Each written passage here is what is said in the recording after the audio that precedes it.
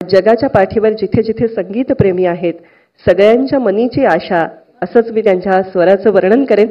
आज या निमित्ताने आशाताई आपल्याशी संवाद साधतायत. आपल्या सगळ्यांच्या आनंदाला आणखीन एक उधाण आलेलं ऐकूया.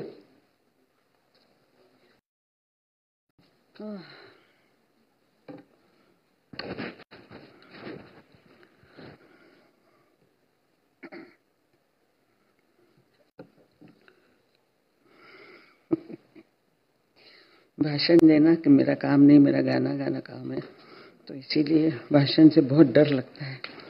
मारा भाला पंतप्रधान नरेंद्र मोदी साहब, उपस्थित मंत्रिमंडल, शिंदे साहब, फडणवीस साहब, अजय दादा और सर्व, मैं आपको बहुत आदरपूर्वक प्रणाम करती हूँ. मेरा प्रणाम स्वीकार करें. हा आपला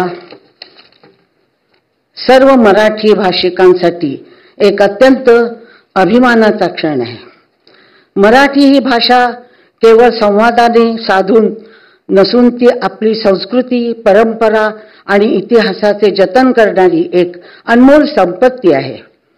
अनेक शतकांचा समृद्ध वारसा असलेल्या या भाषेला अभिजात दर्जा मिळणे म्हणजे तिच्या महानतेची आणि महत्त्वाची अधिकृत मान्यता आहे. या भाषेला घडविण्यात ज्यांनी योगदान दिलं त्या सर्व महान साहित्यिक, कवी, लेखक, विद्वान, त्यांना आज आपण सन्मान देतो आहोत. त्यांच्या अथक परिश्रमामुळे आज मराठी भाषेने अभिजातेचा हा गौरव मिळवला आहे. आता आपल्यावर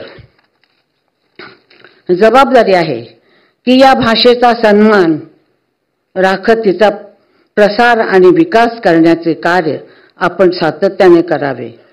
भाषेची समृद्धता आणि सुंदरता पुढील पिढ्यापर्यंत पोहोचवण्याचे कार्य आपले कर्तव्य आहे.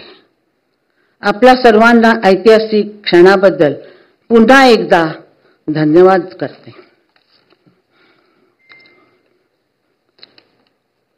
या विषयातून दुसऱ्या विषयात जाऊ का? चालेल काय सचिन?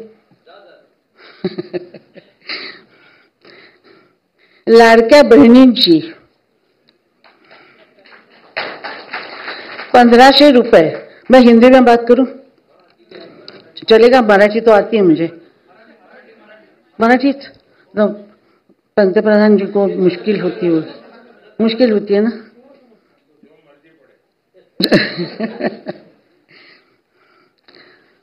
लाडक्या बहिणींना जे 1500 रुपये तुम्ही दिलेले आहेत त्यांची व्यथा आणि त्यांची खुशी ही माझ्याशिवाय आणि कोणाला कळणार नाही. हे जर काम 47 साली कुणी केलं असतं, 1500 रुपये मिळाले असते तर मी 2 वेळेला जेवले असते. सकाळचं जेवण संध्याकाळसाठी जपून ठेवलं नसतं.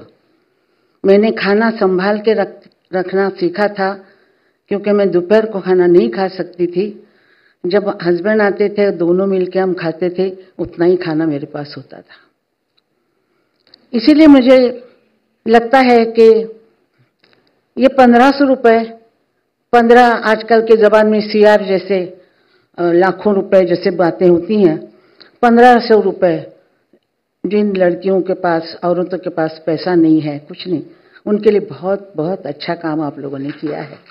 मैं आप लोगों को उसका धन्यवाद देती हूँ क्योंकि मैं इस हालत से गुजरी हूँ. मैं संगीत में हूँ लेकिन मैं गृहिणी हूँ. मैं घर संभालती हूँ, खाना बनाती हूँ, आप चाहे तो कपड़े धुला लीजिए, बर्तन बनवा लीजिए, सब मैं काम करती हूँ. औरतों का जो होता है वो 3 बच्चों को बड़ा करना, सारा परिवार संभालना, भोसले परिवार सब संभाला मैंने. इस संसार में काम करते करते, घर देखते देखते, बच्चे देखते देखते मैं कभी 92 ईयर्स की हो गई, मुझे पता ही नहीं लगा। 92 साल की आज मैं हूं। मैंने यही सीखा था कि सूखी सूखी खा लेना, नमक नहीं है तो नमक के बगैर खाना, लेकिन किसी के सामने हाथ नहीं फैलाना। ये मेरा मंत्र था, गुरु मंत्र था, और मैंने वैसे ही किया। मैं इतना बड़ा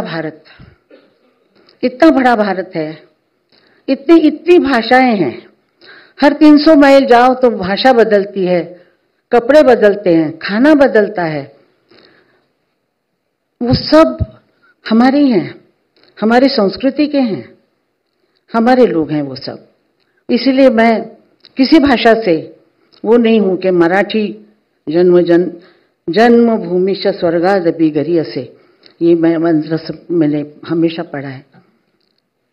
तो मुझे ऐसा लगता है कि हर एक की भाषा को, हर मातृभाषा को सबको मान मिलना चाहिए, सम्मान मिलना चाहिए।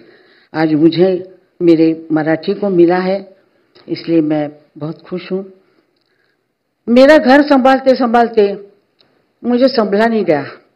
मैं राजकारण नहीं समझी, कुछ नहीं समझी, लेकिन मैं पंतप्रधान जी से पूछना चाहती हूँ, वाला इतना बड़ा भारत आप कैसे संभालते हो?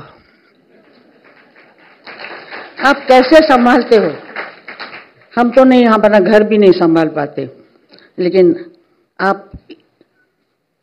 आपने हमारी बहनों को राशन, गैस, लाइट, पानी, घर सब मतलब बिना मूल्य के करके दिए हैं।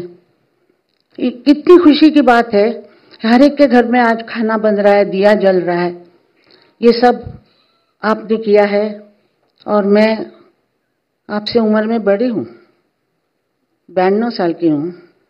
मैं आपको बहुत बहुत आशीर्वाद देती हूं, बहुत आशीर्वाद देती हूं कि आप ऐसे ही करते रहें, और हमारा जो हिंदुस्तान है वो इसी तरह आपके हाथ में रहे और चलता रहे। और हमारे जो ये बैठे हुए सब मान्यवर जो हैं वो ऐसे ही काम करते रहें। शिंदे साहब, सब आप लोग काम करते रहें। मेरे को भाषण देने की आदत नहीं है, लेकिन मैं आज इतना ही कहूंगी कि मागे उभा मंगेश, पुढे उभा मंगेश, मागे उभा मंगेश, पुढे उभा मंगेश, माझ्याकडे देव माझा पाहतो आहे, माझ्याकडे देव माझा पाहतो आहे, मागे उभा मंगेश, पुढे उभा मंगेश, मागे उभा मंगेश, पुढे उभा मंगेश, मागे उभा मंगेश, पुढे उभा मंगेश, मागे उभा मंगेश, पुढे उभा मंगेश। जय भारत, जय महाराष्ट्र, जय भारत।